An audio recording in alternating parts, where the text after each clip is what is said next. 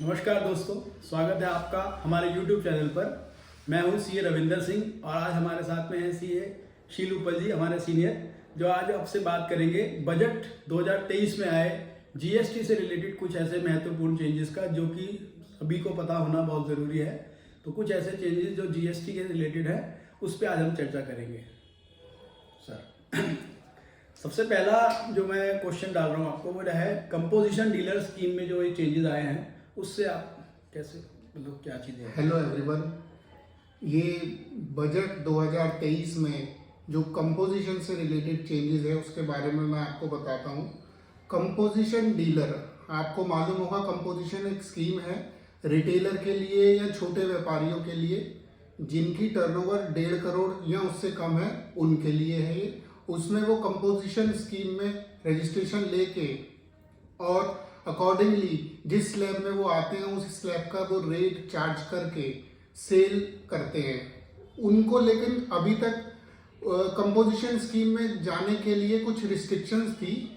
उनमें से एक रिस्ट्रिक्शंस ये थी कि जी कंपोजिशन स्कीम का डीलर जो है वो इलेक्ट्रॉनिक कॉमर्स ऑपरेटर के थ्रू सेल नहीं कर सकता था। अगर आप आज के सिनेरियो को देखें तो मैक्सिमम सेल ऑनलाइन पोर्टल पे हो रही है और रिटेलर जो है वो चाहता भी है कि वो रजिस्ट्रेशन कराए और through e commerce operator goods को बेचे। इस चीज़ को ध्यान में रखते हुए बजट में ये एक वेलकम चेंज आया है कि जो डीलर कंपोजिशन स्कीम में है वो अपने आप को इलेक्ट्रॉनिक कॉमर्स ऑपरेटर के तहत रजिस्टर करा सकता है और ई पोर्टल पे अपना माल बेच सकता है।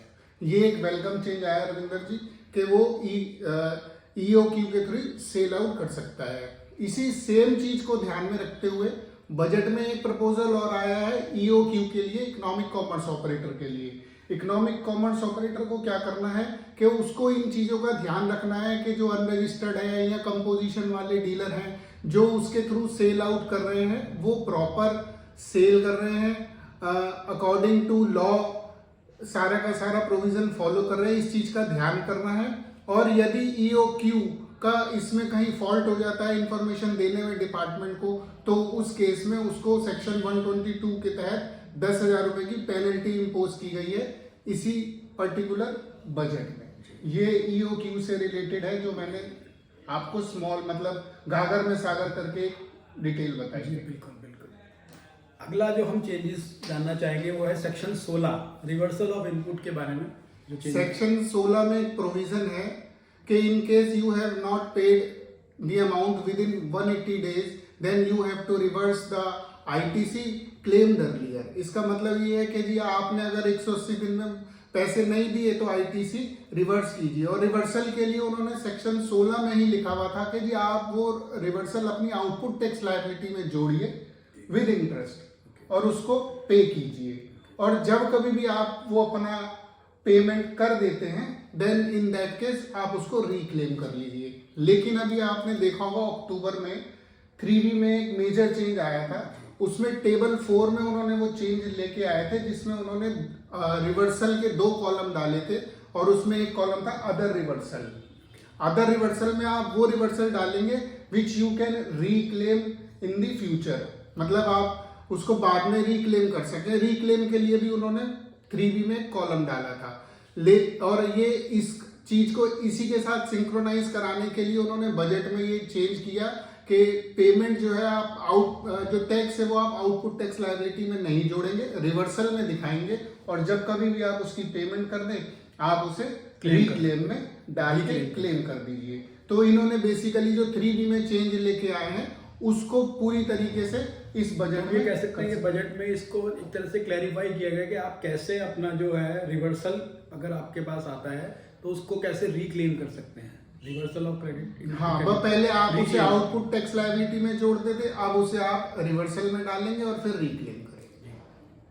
अगला जो चेंजेस है वो है सेक्शन 17(3) के बारे में। सेक्शन 17(3) में एक बहुत जो चेंजेस है वो बेसिकली एक उन्होंने नेचर ऑफ सेल है हाई सी सेल से रिलेटेड या हाई सी सेल या उस टाइप की जो ट्रांजैक्शंस है वो शेड्यूल 3 में कवर्ड है, जो हमारी नाइदर सेल है नॉर सेल है। उसमें सेक्शन 17(3) में उन्होंने कहा है कि जी जब कभी भी आप सेक्शन 17(3) के पर्पज से एग्जाम सेल कैलकुलेट करेंगे तो जो आपकी शेड्यूल 3 की पैरा 5 की जो आइटम थी, जो कि हाई सी सेल या उससे उस टाइप की ट्रांजैक्शंस थी, उसको आप एग्जम्प्टेड सेल में कवर करेंगे। पहले प्रोविजन ये था कि जब आप एग्जम्प्टेड सेल कैलकुलेट करते थे for the purpose of section 17(3), तब हम शेड्यूल 3 की पैरा 5 की आइटम को नहीं लेते थे। अब हमें उसे एग्जम्प्टेड सेल में कंसिडर करना पड़ेगा और कैलकुलेट अकॉर्डिंगली करना पड़ेगा।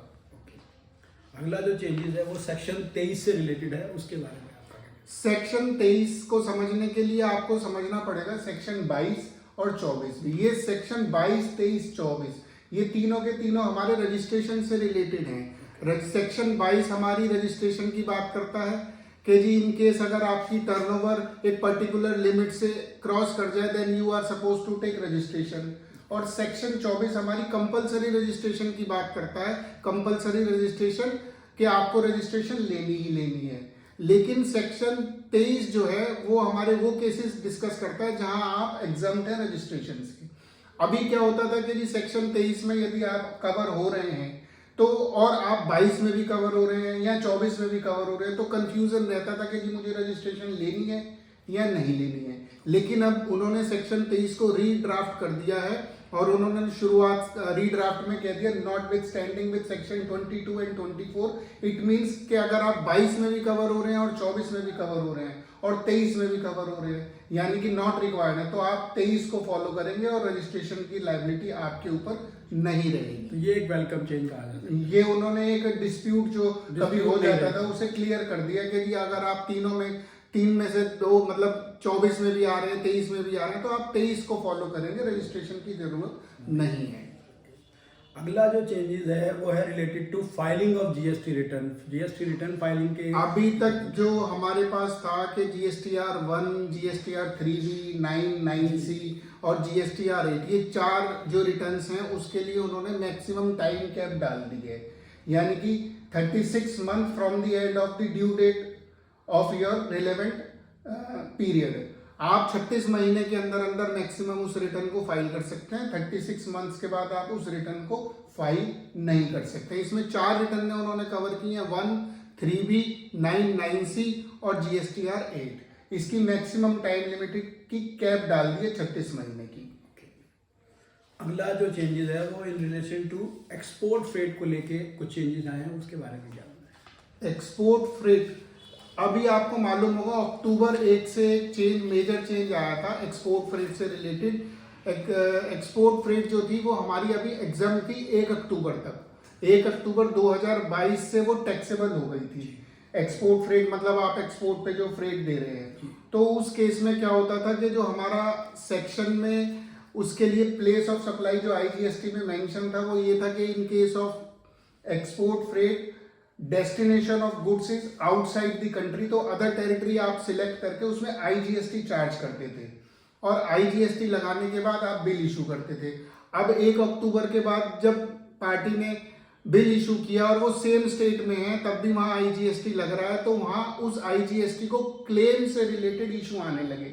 तो उन्होंने सेक्शन 12 में जो प्रोवाइजो ये कहता था कि जी आपको IGST लगाना है उसे डिलीट कर दिया और इस नाउ इन केस के अगर आप कोई एक्सपोर्ट फ्रेट दे रहे हैं तो वो आपका नॉर्मल, अगर आप सेम स्टेट के हैं तो C और S और अगर आप इंटर स्टेट है तो IGST लगा के बिल इशू करेगा सो दैट आपको क्लेम करने में आसानी हो जाए। जी, तो कुछ ऐसे ये वेलकम चेंजेस के साथ साथ आज हमने देखा कि GST में जो भी चेंजेस बजट 2023 में आए हैं उस पर हमने कोशिश की है कि अपना एक प्रकाश डालने की, ताकि लोगों को समझ में आए कि क्या चेंजेस आए हैं और इनका आगे डीलर्स के ऊपर जो रजिस्टर्ड डीलर है उनके यहाँ किस तरह से प्रभाव पड़ेगा। आई होप आज की वीडियो सभी को अच्छी लगी हो।